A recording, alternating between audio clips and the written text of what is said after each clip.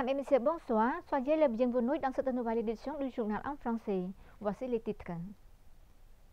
Sa Majesté le Roi et Sa Majesté la Reine Mère ont apprécié les efforts de Néogna Ly Yong-pat pour mener l'association de Ogna cambodgiens vers un grand succès et exhorté tous les Ogna à se joindre à la préservation de la belle culture traditionnelle du Cambodge.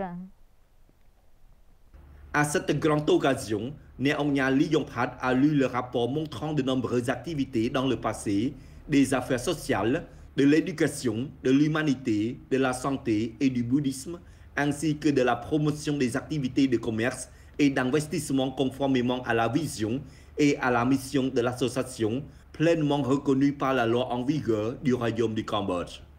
Dans le même temps, le président de l'association de Ogna du Cambodge a également fait don, notamment du riz et de l'argent, pour participer à la procession des nobles activités caritatives de Sa Majesté le Roi, toujours soucieux du bien-être du peuple.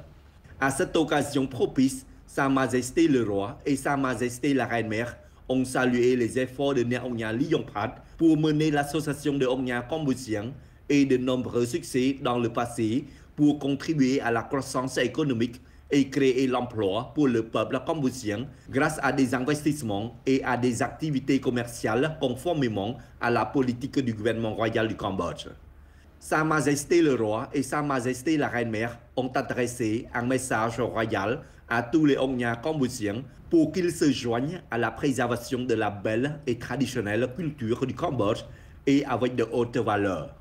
Sa Majesté le Roi et Sa Majesté la Reine-Mère ont également souhaité succès et prospérité à tous les membres de l'association de Ogna du Cambodge et les ont offert l'occasion à prendre des photos en guise de souvenir. Son Excellence Apicente Bandit Sosokha a présidé l'examen pour sélectionner 200 étudiants boursiers à étudier en sciences policières 15e génération à l'Académie de police du Cambodge.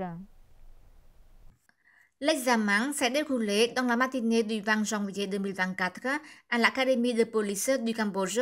située dans la commune de Yet, district de Kinh Xoai, province de Condal. Selon un responsable de l'Académie de police du Cambodge, cette année, il y avait 976 candidats, dont 322 femmes ont participé à l'examen. L'examen dure 2 heures sur des matières écrites liées aux connaissances générales et connaissances liées au travail policier.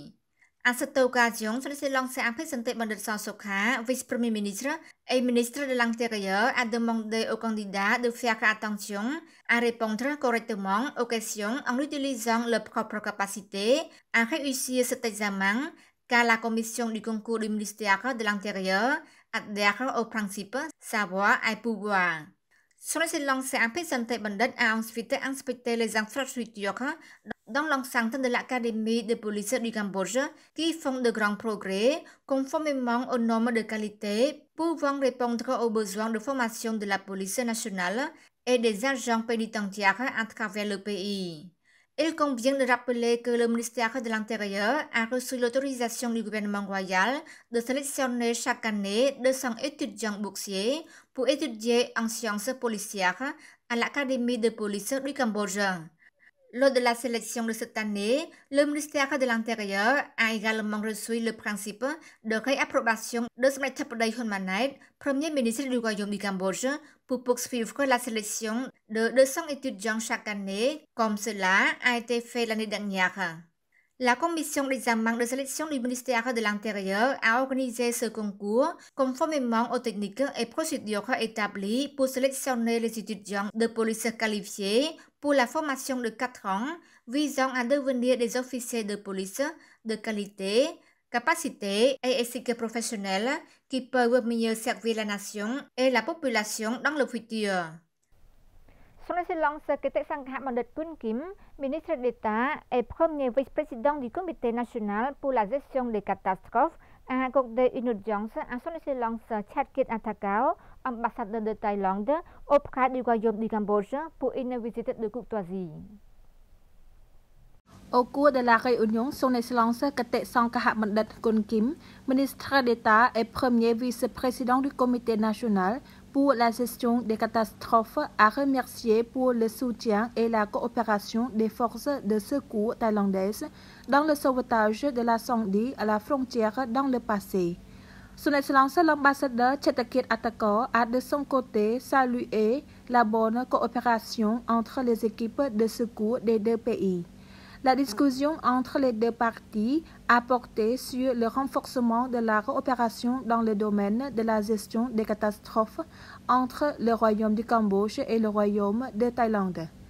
Son Excellence Ktek Songkahabaddat Kun Kim et Son Excellence l'ambassadeur thaïlandais ont également discuté du protocole d'accord entre le ministère de l'Intérieur du Royaume de Thaïlande et le Comité national pour la gestion des catastrophes du Royaume du Cambodge sur la coopération dans le domaine de la réduction des risques de catastrophes des deux pays.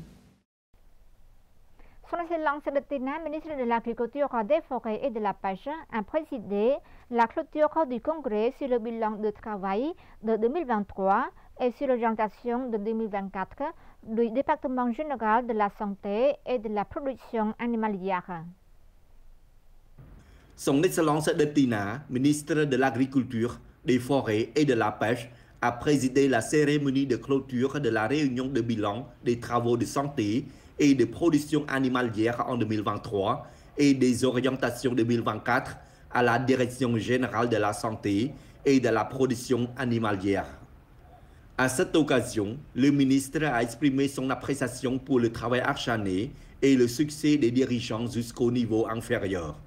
Dans le même temps, le ministre a souligné les politiques nécessaires pour garantir la sécurité alimentaire et maintenir la durabilité économique et environnementale.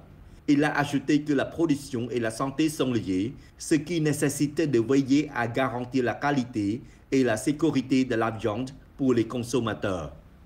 Selon le ministre, les 5e et 6e politiques prioritaires sont de promouvoir les politiques agricoles vers le succès, assurer la stabilité des prix à travers la promotion de communautés agricoles modernes qui servent l'ensemble du secteur agricole, ainsi que le mécanisme de déploiement des agences agricoles pour aider les agriculteurs dans les techniques de commercialisation et autres défis de manière rapide et efficace.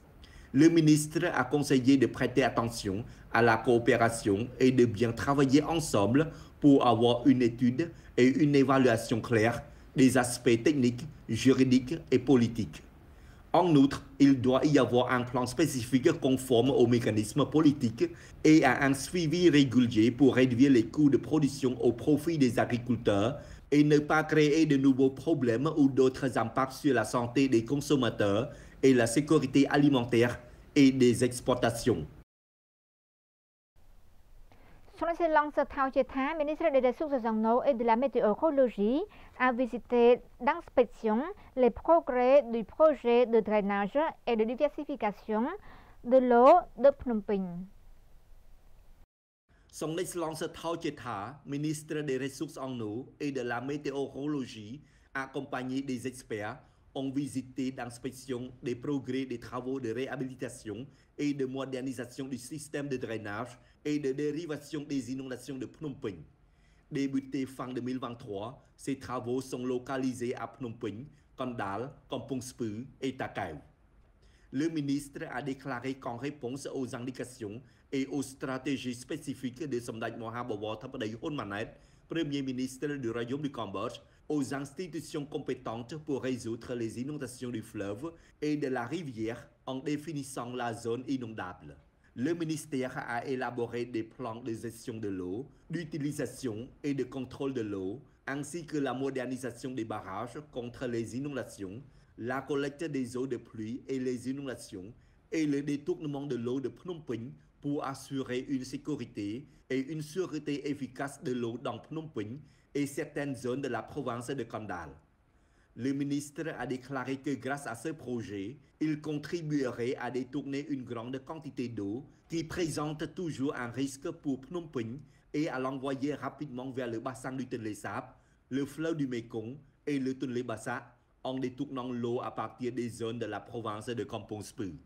Le ministre a félicité l'équipe technique de construction pour son travail acharné et a demandé au département provincial de ressources en eau et de la météorologie de Kampongspeu de continuer à coopérer avec les autorités locales et toutes les parties prenantes pour promouvoir la mise en œuvre du projet comme prévu. C'est la fin de notre journal. Merci pour votre fidélité. Restez sur DVK pour la suite du programme. Bonne soirée à tous.